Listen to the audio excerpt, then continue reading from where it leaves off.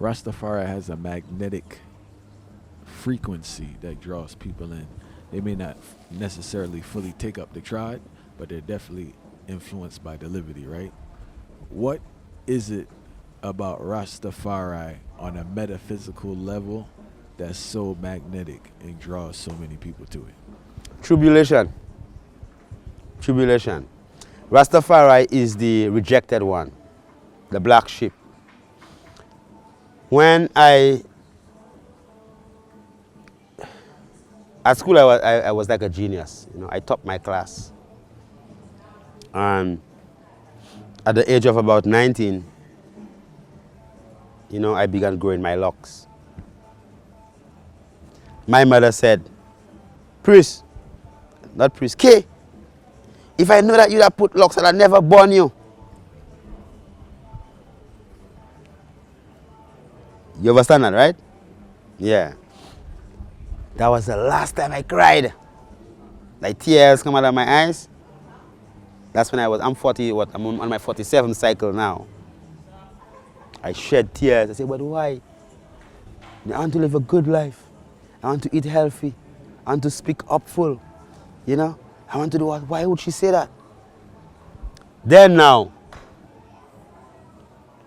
when the Creator himself came and I understood that the reason why my mother would say, well, if she knew I would have become Rasta, she wouldn't have created me, was not because of hate, was because of tribulation that the Rastafari would have to go through. The fact that I put this on my head, it will be difficult. Her son might be killed by police. Her son will always be arrested. Her son will be victimized. Her son would be, you know, growing marijuana. Her son will be scorned in society. So it wasn't just that my mother said this just because of hate or because of that, was because I am part of her endometrial lining. She understands that the pain that she would have to go through as a mother herself. So it was out of love, out of the pain that she never wanted to go through. And to understand that now, and not to hate them, because there are people who hate their mother because, you know, they hate their mother for the rest of, but please, boy, I don't speak my mother tongue because what? She said she will get, nah, but I mean, right? And I tell them, my Lord, if all your mother did was to push you out and put you on a step, that's good enough for you to love your mother and take care of her for the rest of your life, because she gave you life already. Any other thing that she does is a bonus, right? So through the tribulation that Rastafari has gone through, and through all the tribulation, what they say? Love, love, love, love, right? You know, blessed love, my love. Give thanks, beloved. Give thanks for the love, you know? So then, when you see someone who's gone through great tribulation, and yet still, what they do, they still, you know, calm and happy and, you know, full joy in life and everything. That's something that's remarkable. So the whole thing about how you say Rastafari is the magnet, is that the man that's willing to be separate, the man that's willing to be a Daniel. He said, dare to be a Daniel, dare to stand alone, dare to have a purpose strong, dare to make it known. Many giants, big and strong, marching through the land. Headlong the earth they fall when met by Daniel. You understand? Because... Hold on, Fire, where you get those lyrics from? It's a chorus, you know. Oh, yeah, that Rastafari sing. Dare to be a Daniel, dare to stand alone. Dare to have a purpose, and you dare to make it known. Many giants, big and strong, marching through the land. Headlong the earth they fall when met by Daniel band. So the man that holds a principle. So if you don't drink alcohol and you go around all the big rappers and everybody is drinking the most expensive type of alcohol, you don't even drink their water. You walk with your own water, you just fast it through. And you're there, you know? So Daniel represents that principle of being in the midst of abundance and staying true to who you are. Don't be a sellout. And staying to it and also making it known. Don't be a pussy. Don't be a punk. Like you seen wrong and you seen evil and then you... Right? So they say, well, the man that try to save his life shall lose it. So they say, dare to stand alone, dare to know the truth and dare to make it known. So you make that truth known. So the Rastafari is the man who speak out against inequality and injustice. Right? And he never care what happened. You understand? So that level of bravery, that's why they call him the lion. Right? And yes, he is the humblest, most loving, you know, with his children, with his family, you know, calls his woman empress, calls his woman goddess, calls his woman queen, you know. Who started to say give thanks? Who says that? Give thanks. Who said that? Rastafari. Who said blessed love my Lord? Who said that? Rastafari. Who said what? Yes, beloved. You know, love, love, love, love. Give thanks. Rastafari. Who said about eating plant-based? Rastafari. The whole world around it now. He was criticized for it. They say, well, boy, that man that's staying far from kitchen, you know. Look at that man sick. But you need to eat some meat, you know. Right? Now everyone treading the path of plant-based livity. Oh, boy, I'm alkaline. And then they forget about ital. When the standard of the Rasta man is clay pot, wood fire, right? Plant your food. You understand? So that's the Rasta man tradition. Who talk about ecologically sustainable living? Rastafari. Who talk about carbon dioxide emission? Rastafari. Who talk about ganja? Who spoke about ganja, about the healing of the nation? Right? Who was arrested for it? Who were persecuted for it? Who was shot for it? I saw Rastaman. The Rastaman were in St. Lucia. Rastafari was shot on the ganja field and sent at the back of the vehicle and just cut the ganja field and throw herb over it. And when they reached in the village, when they threw down the ganja, just threw down the Rastaman on the ground like an animal, you know. In 1983, as recent as that in Dominica, you had a Dread Act. Shoot on sight.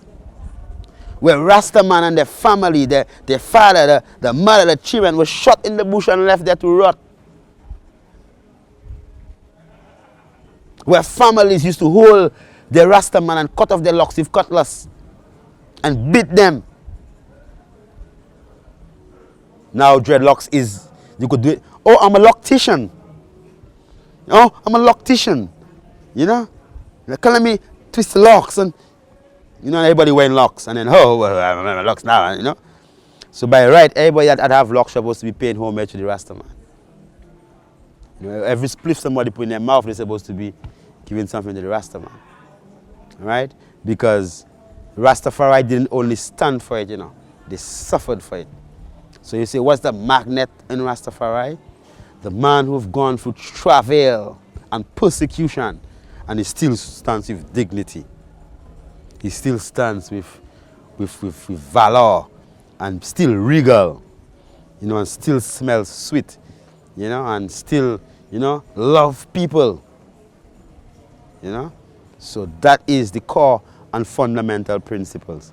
So I, as Rastafari, that is something I always knew I wanted to be, a Rastafari. From time I can remember knowing myself. I say I want to be a doctor and I want to be a Rastaman.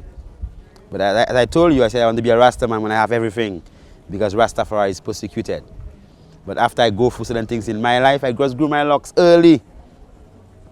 So by intelligent man like you join Rasta? Just cut your blood, just trim the beard, man, you look better. Huh?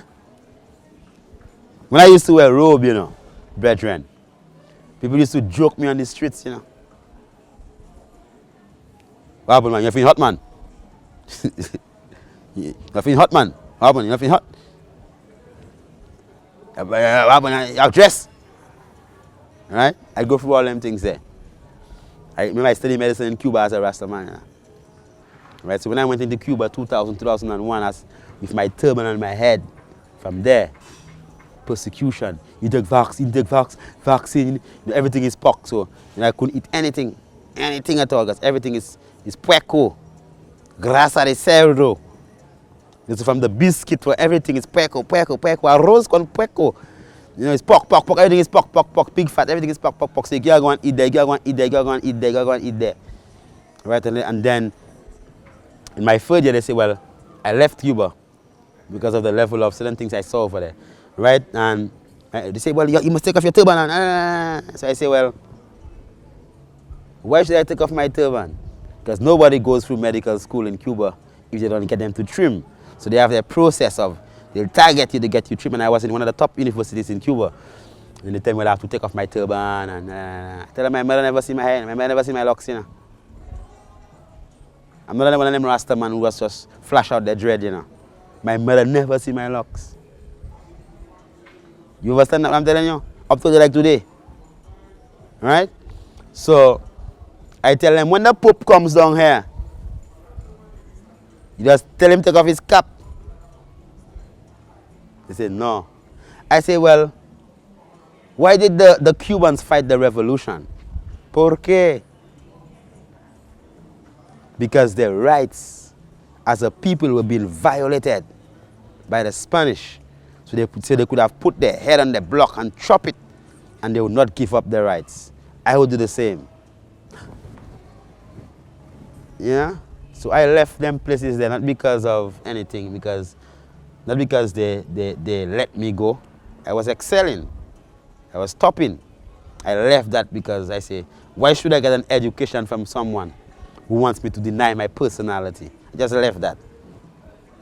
And when the Bible tells you, well, all the spiritual books that say, seek ye first the kingdom of God and everything else shall come in line, I left like on Monday. I learned in St. Lucia the Wednesday or so. By Thursday, I got another scholarship. You know, so for me, Rastafari is that level of foundation to understand, well, you stand up for something and you stand up for it. And, you know, and I always used to tell my mother that I'm going to be richer than all my contemporaries. I'm going to achieve things that none of them that went to medical school with me would never achieve as Rastafari. You understand? So I believe that, and when I say believe, they say Rasta don't believe, Rasta no, but I believe it. I believe it. You know what it means? Because I am living it.